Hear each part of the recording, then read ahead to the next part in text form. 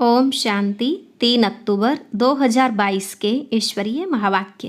पहले सुनते हैं मुरली के मुख्य पॉइंट्स। बाबा ने कहा, तुम बच्चे इस समय गुप्त सेना हो। मैं तुमको ब्रह्मा द्वारा बहुत अच्छे अच्छे ज्ञान के गोले दे रहा हूँ, परंतु ध्यान या साक्षात्कार आदि करने वालों को यह ज्ञान के गोले नहीं मिलते। मुरली के नोट्स तो अपने पास जरूर रखने चाहिए। यह बारूद है ना। अगर कोई नोट्स भी नहीं ले सकते तो कहेंगे यह तुम्हारा ही कर्म बंधन है।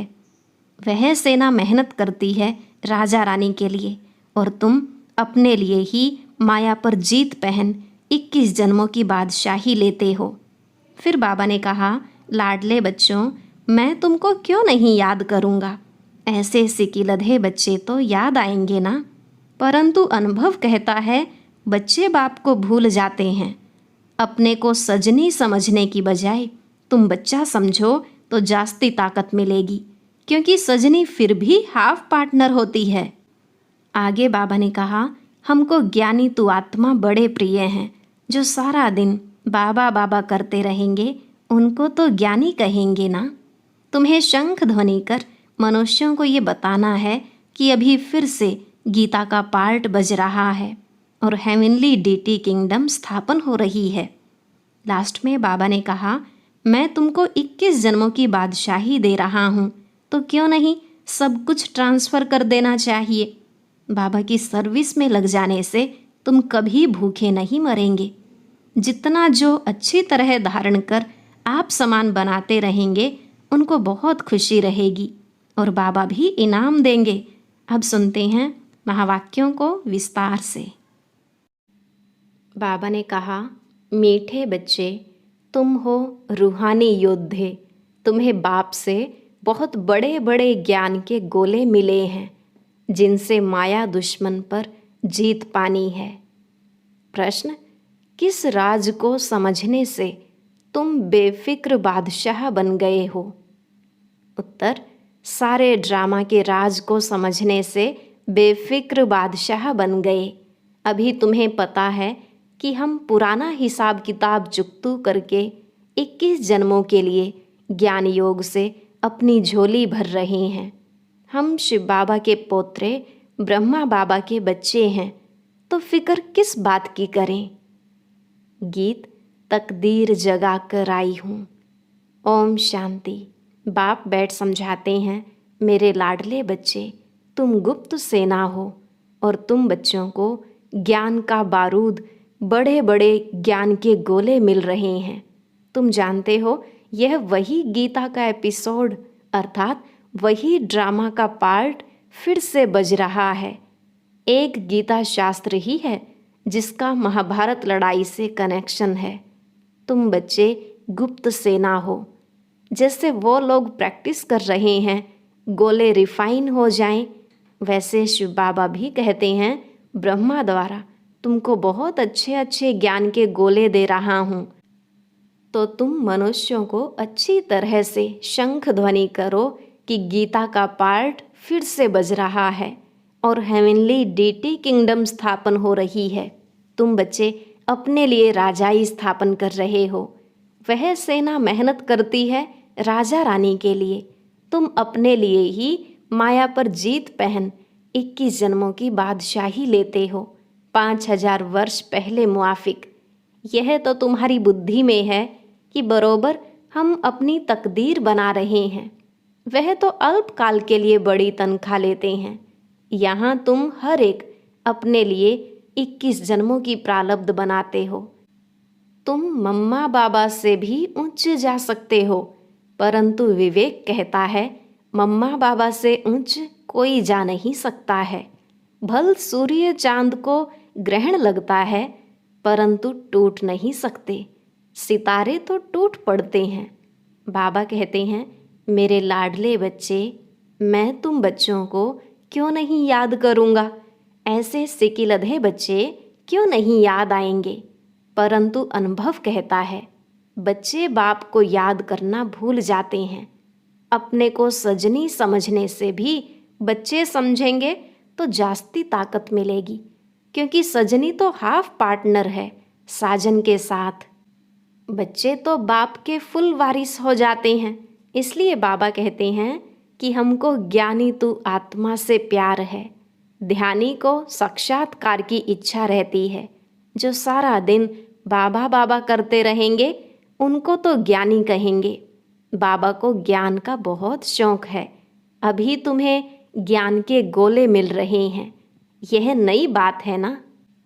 ध्यान में बहुत साक्षात्कार आदि करते हैं, परंतु उनको ज्ञान कुछ नहीं मिलता है। बाबा ऐसे भी नहीं कहते ध्यान खराब है। भक्ति मार्ग में साक्षात्कार होता है तो खुश हो जाते हैं, परंतु मुक्तिधाम में जा नहीं सकते। बाबा कहते हैं तुम मेरे धाम में आने वाले हो। तुम जानते हो इस ज्ञान से हम भविष्य प्रिंस बनेंगे।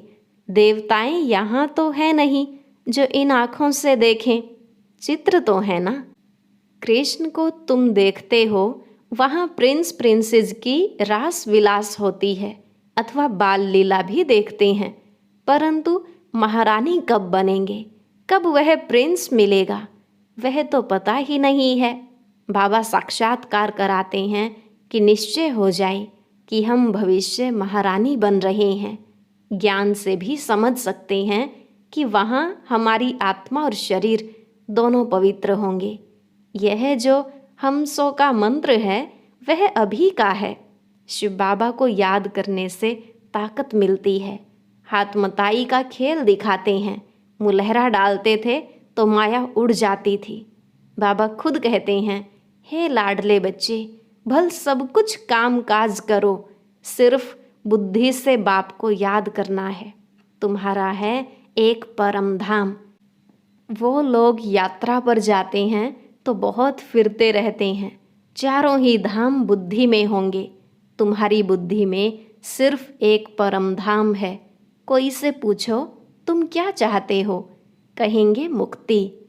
सन्यासी भी शांति के कारण घर बार छोड़ते हैं, जंगल में जाते हैं, समझते हैं हम जन्म मरण से छूट जाएं, मोक्ष मिल जाए, परंतु हमेशा के लिए कोई छूट नहीं सकते। यह अनादि बना बनाया ड्रामा है। इस ड्रामा के राज को कोई जानते नहीं। क्रिएटर, डायरेक्टर, प्रिंसिपल एक्टर को नहीं जानते। तुम जानते हो इस ड्रामा के पूरे 4 भाग हैं। ऐसे नहीं सतयुग की आयु लंबी है। जगन्नाथपुरी में चावल का हांडा चढ़ाते हैं तो उनके पूरे 4 भाग हो जाते हैं। यह दुनिया है ही 4 युगों का ड्रामा। उनके आदि मध्य अंत को तुम ही जानते हो। यह खेल है। हम ही देवी देवताएं राज्य करते थे, फिर हमने ही हराया, फिर हम जीत पा रहे हैं। 5000 वर्ष की बात है। यहाँ हर एक अपने लिए पुरुषार्थ करते हैं। जितना जो आप समान बनाएंगे उतना बाबा फिर इनाम भी देते हैं। बाबा कहते हैं योग अग्नि से तुम्हारे पाप आप ही विनाश हो जाएंगे। मैं कुछ नहीं करता हूँ। तुम अपने पुरुषार्थ से राजाई पाते हो।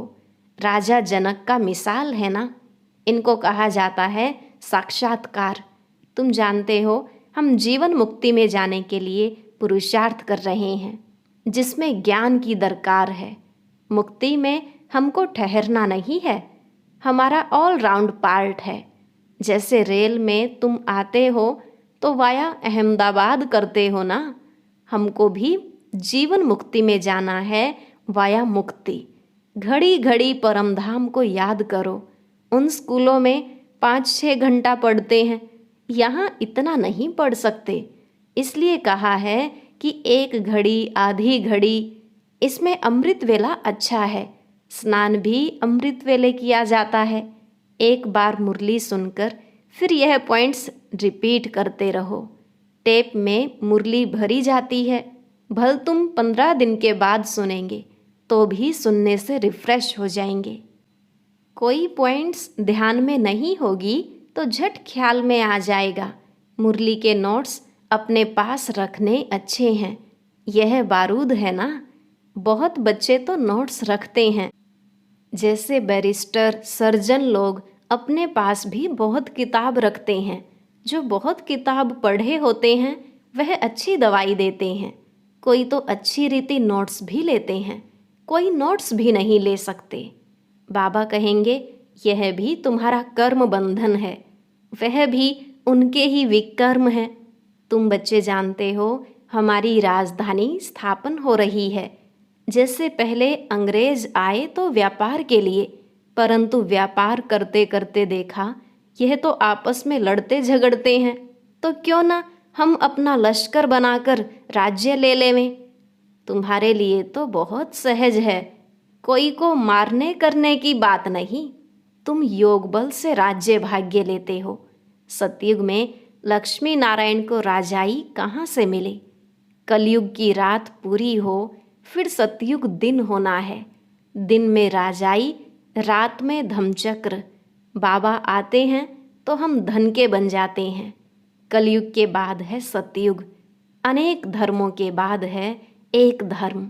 जिन्होंने कल्प पहले राजाई ली है वही अब ले रहे हैं।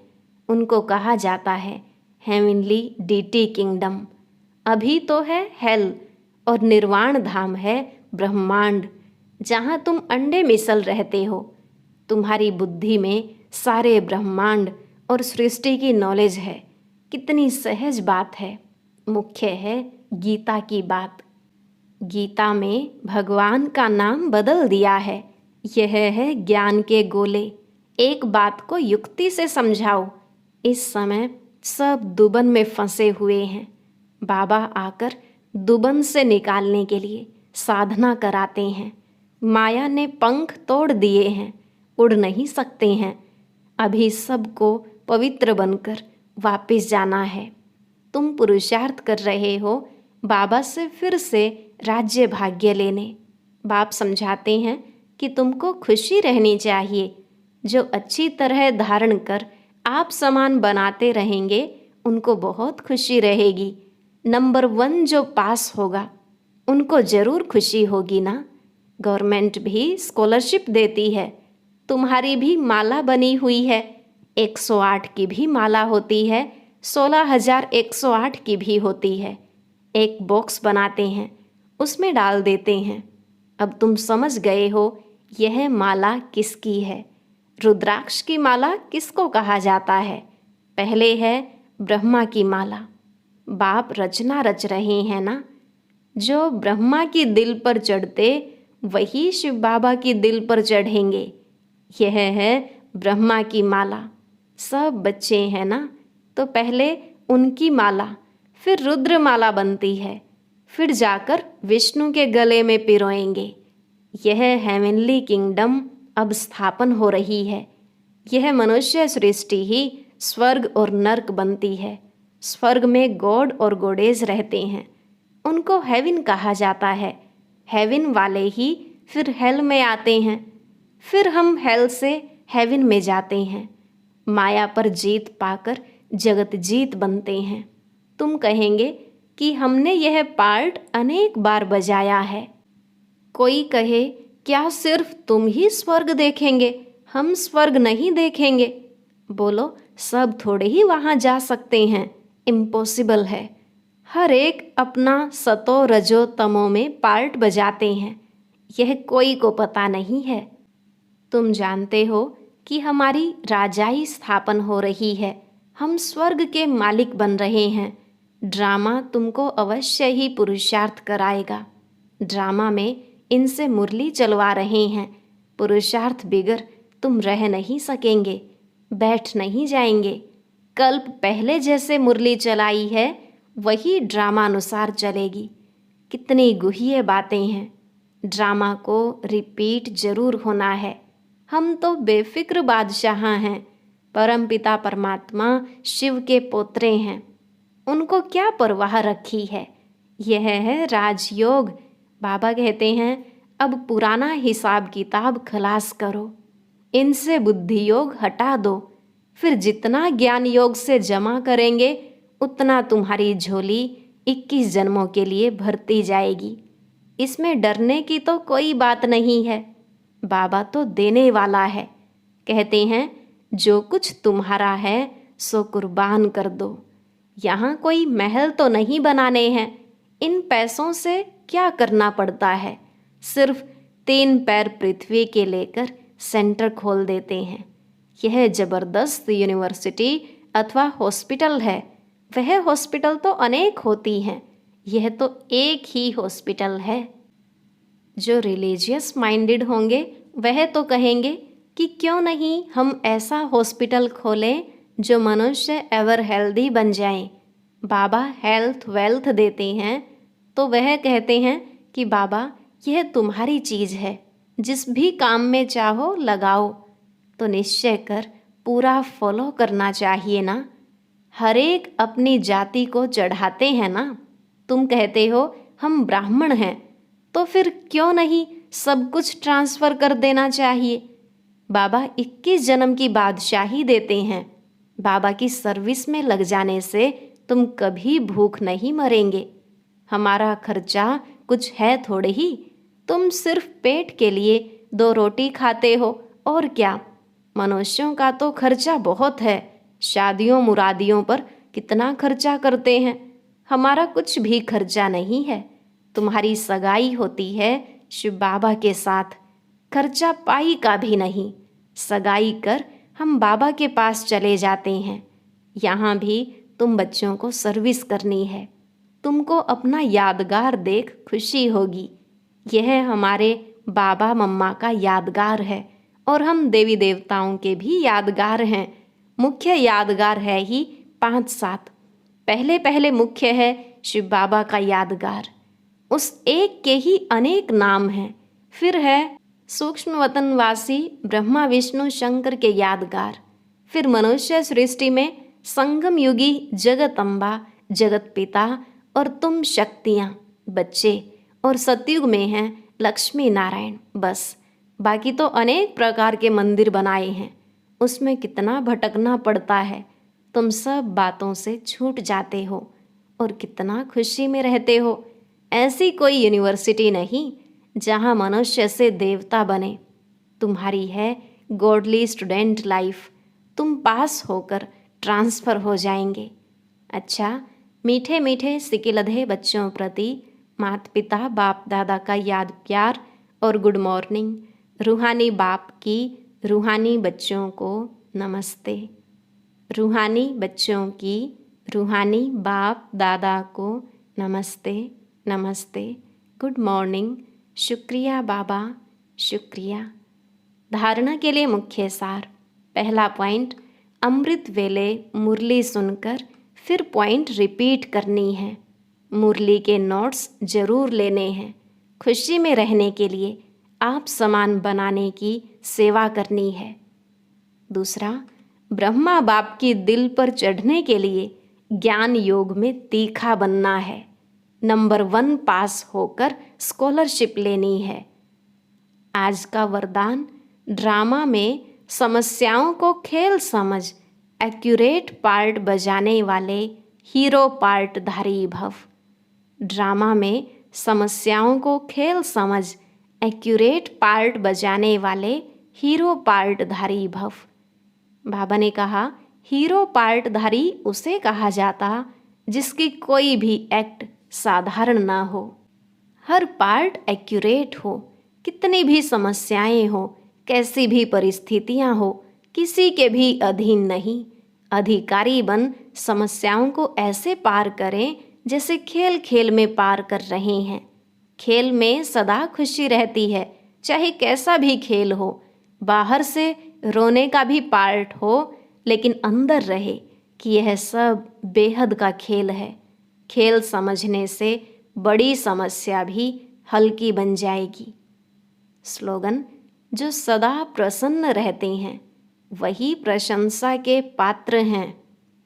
जो सदा प्रसन्न रहते हैं वही प्रशंसा के पात्र हैं। और अब सुनते हैं आज का अव्यक्त ज्ञान मोती। ये एक बहुत संस्कारितापूर्ण वीडियो है, जरूर देखें, कोई भी मिस ना करे।